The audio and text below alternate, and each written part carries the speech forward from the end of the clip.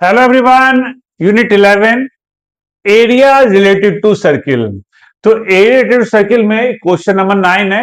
ये board exam के हिसाब से मोस्ट मोस्ट मोस्ट इंपॉर्टेंट है। तो ये क्वेश्चन 100% वाली कैटेगरी में आता है। मेरे अकॉर्डिंग ये क्वेश्चन आने के चांस इस बार ज्यादा है। तो इस क्वेश्चन को हम देखते हैं कि कैसे सॉल्व होगा। देखिए, क्वेश्चन नंबर 8 में जो आपने अगर वीडियो देखी होगी तो वहां पर जो 8 का फर्स्ट पार्ट है, मैंने वहां पर 3.14 का यूज किया। सेकंड पार्ट में 3.14 का यूज नहीं किया। वहां 3.14 का यूज कर लीजिएगा, क्योंकि वहां 22/7 के हिसाब से मैंने सॉल्व तो किया।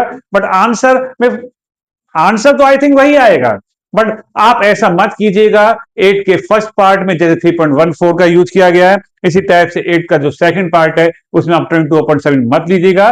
3.14 लेकर ही सॉल्व कीजिएगा। ओके, तो चलते हैं इस क्वेश्चन नंबर 9 की तरफ। ये क्वेश्चन क्या कह रहा है?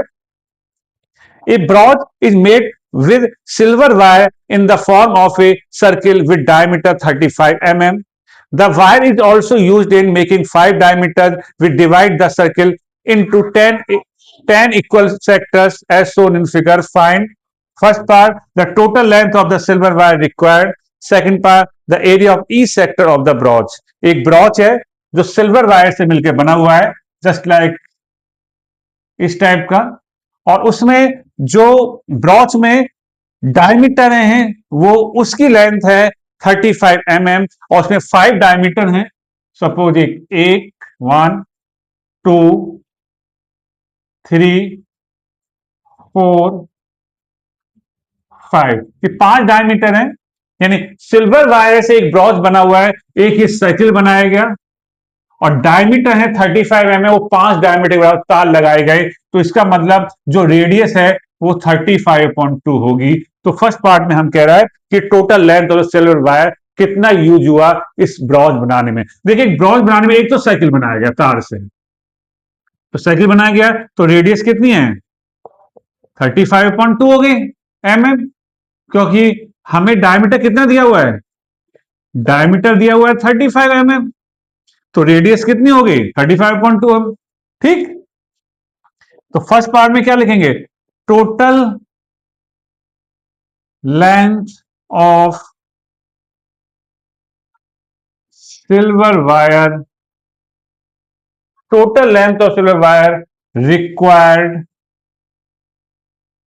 फॉर, किसके लिए? ब्रॉच के लिए।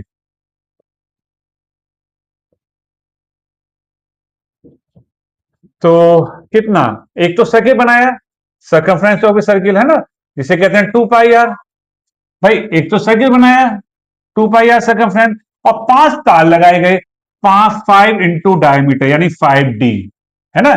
3 तार 5 तार लगाए गए, एक सर्किल बनाया गया, तो ये तो पूरा राउंडेड शेप वाला हो गया, और 5 तार बीच में लगाए गए। तो 2 इंटू 22/7। इसमें देख लीजिए पाई की वैल्यू अलग से नहीं दी हुई है, तो 22/7 ही यूज करेंगे। और आर है हमारे पास 35.2। यस,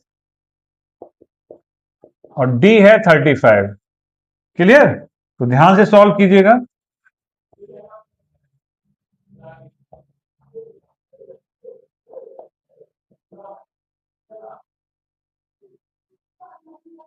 तो 285 mm स्क्वायर सिल्वर वायर आ गया आपका। 285 mm स्क्वायर, नहीं सॉरी मिलीमीटर आएगा, क्योंकि लेंथ की बात चली, एरिया की बात नहीं चल रही है।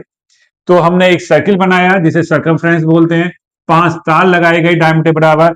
तो ये हमने फॉर्मूला डायग्राम के अकॉर्डिंग लगाया, यहां मिस्टेक मत कर दीजिएगा। पाई की प्लेस पे पाई की वैल्यू, आर की प्लेस पे आर की वैल्यू, डायमीटर 35। सॉल्व करा आपके सामने। तो ये था फर्स्ट पार्ट। अब सेकंड पार्ट में क्या कह रहा है कि the area of each sector of the brooch, जो ब्रॉच का जो कितने सेक्टर बने? 1 2 3 4 5 6 7 8 9 10, ये 10 सेक्टर बने। तो 2 तार के बीच का सेक्टर बताइए, माइनर सेक्टर बताइए। तो माइनर सेक्टर का फॉर्मूला क्या होता है एरिया माइनर सेक्टर का? πr² theta upon 360 degree. Are तो हमें पता है 35.2 है, बट थीटा कहां से लगाए? No problem. सेंटर पे कितने एंगल बनने हैं? 10 बनने ना। तो कैसे निकालेंगे? Angle of each sector, angle of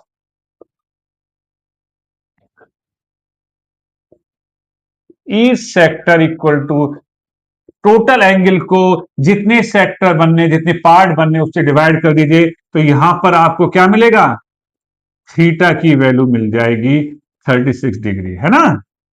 theta निकाल लिया। अब सेकंड पार्ट में निकाल लेते हैं। क्या निकालेंगे, area of each sector of the broads, area of, सारे सेक्टर इक्वल ही होंगे, area of each sector of broads, a broads, क्या, pi r square theta upon 360 degree, रख दीजिए वैल्यू पाई, और आर है हमारे पास 35.2, थीटा अभी फाइंड किया हमने 36 अपॉन 360 डिग्री, तो इंटू 1/360 लिख देते हैं, क्योंकि स्पेस की प्रॉब्लम है तो आप ऐसे करके लिख दीजिएगा। 30 से 10 टाइम्स गया, और 7 से 35, 2 से ये 11, तो हमारे पास आ गया ये 11 इंटू 5, 55 लिख दीजिएगा डायरेक्ट। 55 आपका ये हो गया इंटू 35,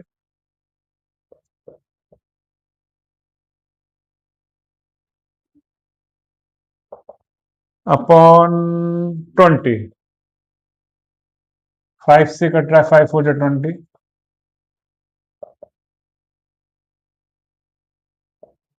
तो 385/4। आंसर शीट में मे भी यही आंसर आ रहा हो, बट आप डिनोमिनेटर छोटा है तो उसे मिक्स फ्रैक्शन में जरूर करके आएगा, वरना हाफ मार्क्स कटने के चांस ज्यादा हैं। तो कर लीजिए इसे, 4 से 385,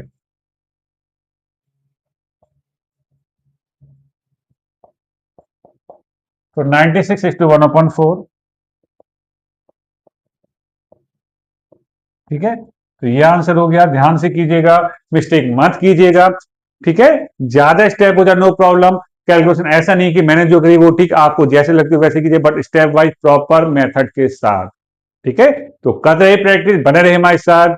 best of luck for board examination. Thank you.